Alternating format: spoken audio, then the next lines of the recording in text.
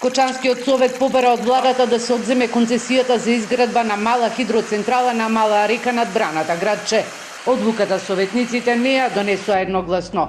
Дел смета дека за малата хидроцентрала треба да се оди на референдум. На владата и дадоа рок од 1 месец да се изјасни за нивното барање.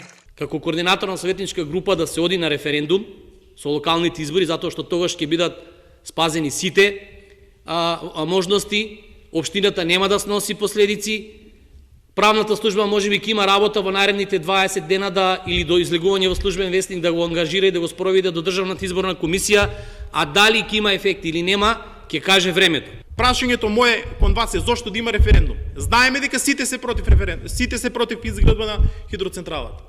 Еве, има референдум, сите се против изградба на хидроцентралата. И треба да платиме плюс трошоци за референдум. На крајот пак ќе се сведе со еден документ да биде препратено до владата дека граѓаните на референдум изразија незадоволство од изградба.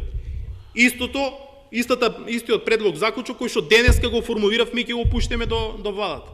Премиерот Заев уште во јуни порача дека дел од концесиите за малите хидроцентрали ќе бидат повлечени. За сега такви преговори се водат само за Шарпланина. Во моментот се водат преговори за повлекување на инвеститорите кои имаат добиено концесии за изградба на мали хидроцентрали на Шарпланина, што од неодамна стана национален парк. Рокот за преговори е 1 година. Кочанските советници побара од владата да се запре изградбата и издавањето на идни концесии на хидроцентрали, а Адутини што и Осоговските планини се стекнаа со статус на заштитено подрачје.